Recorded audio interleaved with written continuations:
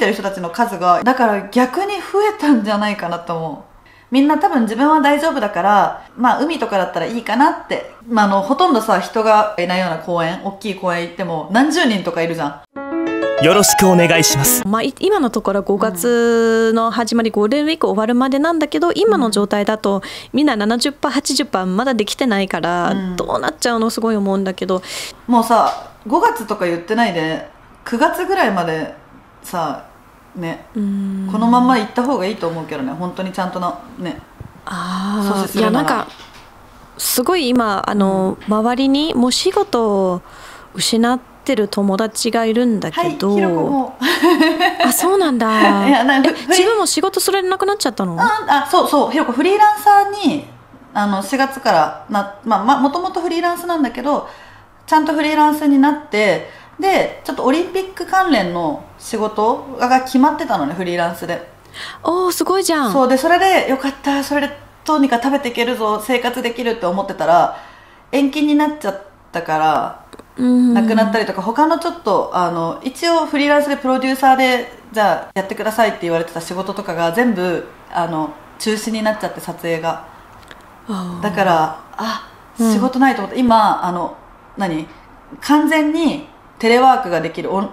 なんか家から仕事ができる会社の面接をいつもオンラインで受けてる。レジュメ出してよろしくお願いしますって言って、そうでもまだ仕事決まんないから、だからどうしようかなって感じ。今結構お金心配。でも今家賃とかは気にしなくて生活できるよね。大丈夫？いや、家賃やばいよ。来月からどうしようって結構本気で悩んでる。やっぱりそう、それなんだよね。なんか海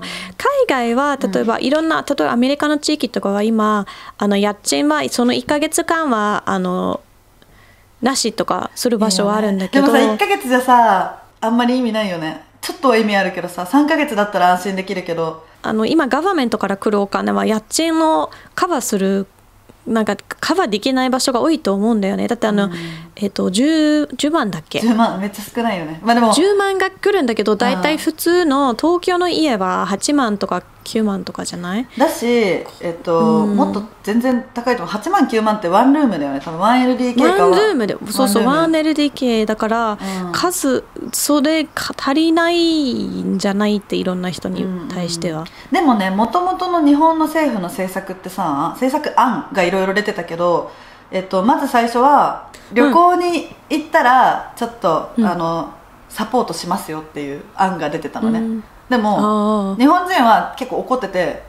もちろん今すぐ旅行に行ってくださいって意味じゃないんだけどね。コロナが、収束した後に旅行に行ったら、じゃあそこで使ったお金を使ったからまた次の旅行で使えるための旅行の補助金出しますよみたいな案が出てたの。でもさ、なんかそれも後すぎるって気がする。しかもなんか終わったってみんな切れて、だっていやいやいや、今旅行行くべきじゃないのになんで旅行の話してんだよって言って怒ってたんだけど、その二階幹事長っていう人が実は日本の旅行協会のなんか偉い人なの、理事とかなの。だから自分の業界のお金を回すためにじゃあそれの案出したんじゃんってすごい叩かれて、みんなに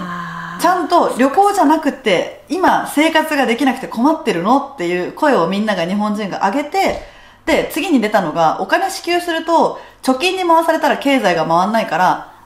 商品券にしよ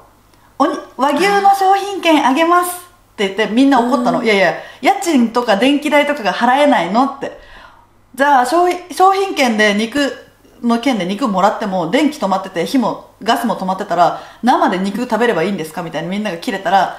次のやつはお肉だけじゃちょっと足りないからお魚券魚介類の券どうですかみたいになってはってなってて、で布マスクになって、いやいやいやいやってみんなが怒ってて、珍しく日本人が声を上げ続けてたらやっと、じゃあ10万円現金で支給しましょうっていう風になったんだよね。そっかそっか。まあ牛肉より10万円の方が絶対生活にはだからなんか役に立つ。セイロコは肉って聞いてって思ってたの。だから10万円って聞いて、本当にありがとうございます安倍総理って思った。本当にまず一応それが必要で、長引いたらもう一回必要になってくると思うし、っていうかそれでも家賃払えない場所がいっぱいあると思うから。いや、うちも家賃大きい家借りてるからさ、家賃20万ぐらいだから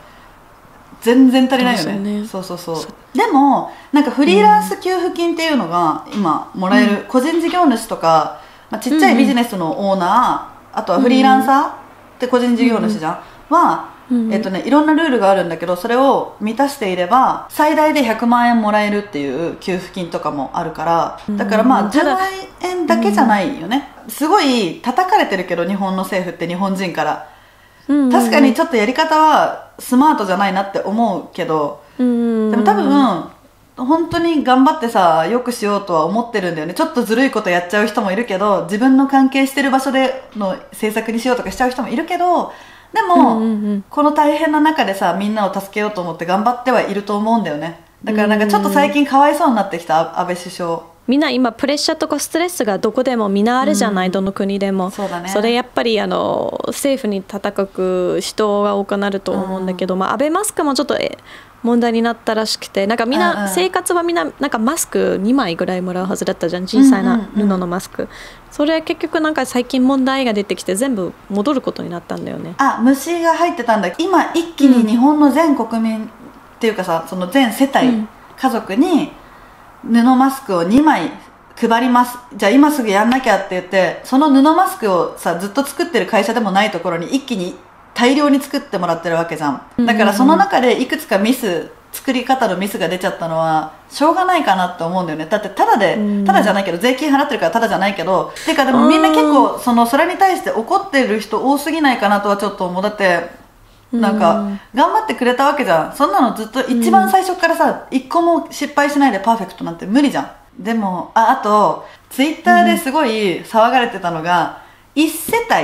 帯って1家族なんだ。でもおじいちゃんとおばあちゃんとお父さんお母さん子供たちとかがいる家族だったら2枚